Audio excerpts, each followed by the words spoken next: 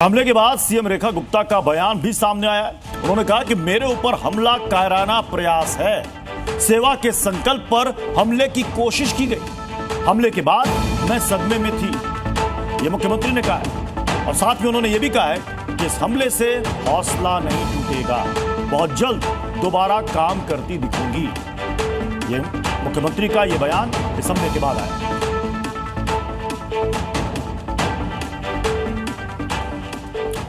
दिल्ली की मुख्यमंत्री पर हमला करने वाले आरोपी राजेश खिमजी के ऊपर हत्या की कोशिश का मामला दर्ज किया गया। आरोपी से आईबी और स्पेशल सेल भी पूछताछ कर रही है। लेकिन सबसे ज्यादा चौंकाने वाली बात यह है कि आरोपी पर पहले से ही 5 केस दर्ज हैं।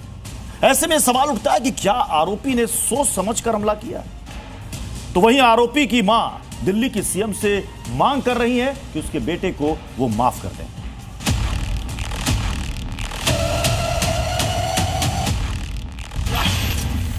कुत्ते से प्यार तो दिल्ली सीएम पर प्रहार।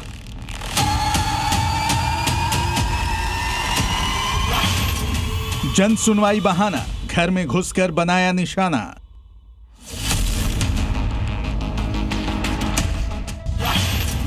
सीएम की सुरक्षा में चूक, डॉग लवर की कैसी करतूत।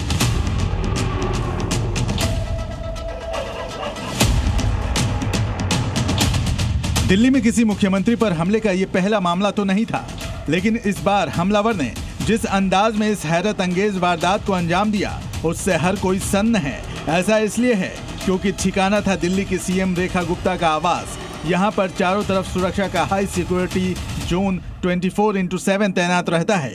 एक दो नहीं बल्कि कई थानों के आला अफसर और खुद सीएम के गार्ड उनके चारों तरफ मौजूद रहते हैं। इसके बावजूद उनके ऊपर एक शख्स हमले की कोशिश करता है। ये सुरक्षा में चूक नहीं तो और क्या है? मैडम आई है, अंदर से निकली हैं और वो सबसे मिलने के लिए जन सुनवाई के अंदर उन्हें स्टार्ट करने लगी। तो इतनी देर में एकदम वो ताक में था और उसने एकदम हमला किया। जनता दरबार में गई थी, जनता दरबार में सुनवाई के लिए गई थी अंदर, उसी में थप्पड़ मार दिया। कोई जनता दरबार में जाएगा उसको थप्पड़ मारना गलत चीज है ना मुख्यमंत्री को। वो अपनी कोई बात बता रहे थे, एकदम बात बताते वक्त वो अभी बात ही हो रही थी, उन्होंने एकदम थप्पड़ मार दिया जो कि गलत है। मैं लाइन में लगा हुआ था, बिल्कुल करीब था। मैंने देखा वो बिल्कुल गंदे कपड़े, सारे में शराबी की हालत, हाथ में कुछ कागज ले रहा था। वो डायरेक्ट वो अटैक करने को आया। चलिए आपको बताते हैं कि आखिर ये हमलावर कौन है और इसने दिल्ली की मुख्यमंत्री पर क्यों हमला किया। हमलावर राकेश खिमजी राजकोट का रहने वाला है और उसका डॉग लवर कनेक्शन भी सामने आ रहा है। उसकी मां के मुताबिक वो पशुओं, खास तौर पर कुत्तों से बेहद प्यार करता था। કાલે પપ્પાએ ફોન કર્યો, ઈ કે રાજુ તું ક્યારે આવવાનો છો? તો કે હું તો કે દિલ્હી ગયો છું કૂતરા માટે.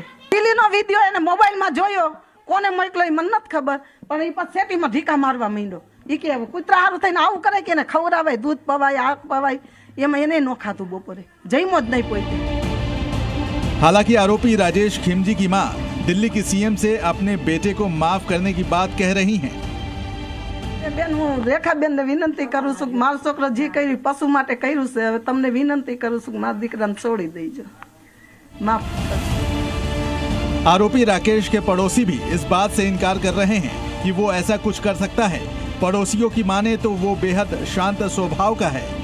क्या लग रहा है आपको, जिस तरह से दिल्ली के सीएम पर उन्होंने हमला किया, क्या हो सकता है? हो ही नहीं सकता है साला, कैसे मगज में आ गया होगा, वरना वो बहुत सीधा आदमी है। यहाँ हमको कोई दिक्कत नहीं है कभी भी, ऐसा आदमी है। घर वाले और पड़ोसी के दावों से हटकर खुद हमलावर राजेश का एक और इतिहास है, वो भी आपराधी। और उस पर 5 मुकदमे पहले से दर्ज किए जा चुके हैं, जिसमें मारपीट, गाली गलौज और पुलिस एक्ट धारा 135 के मामले दर्ज हैं। ज्यादातर मामलों में अदालत से रिहाई मिली है, पर एक केस अभी भी सुनवाई में पेंडिंग है। तो वहीं अब इस मामले में आईबी और स्पेशल सेल की एंट्री हो गई है। आरोपी राजेश से आईबी और स्पेशल सेल की टीमें पूछताछ कर रही हैं कि कहीं इस साजिश के पीछे तो कोई और नहीं है। हालांकि इस हमले को लेकर सीएम की सुरक्षा पर गंभीर सवाल खड़े हुए हैं, लेकिन तब भी दिल्ली सरकार ने ऐलान किया है कि सीएम आवास पर होने वाली जनसुनवाई पहले के मुताबिक चलती रहेगी।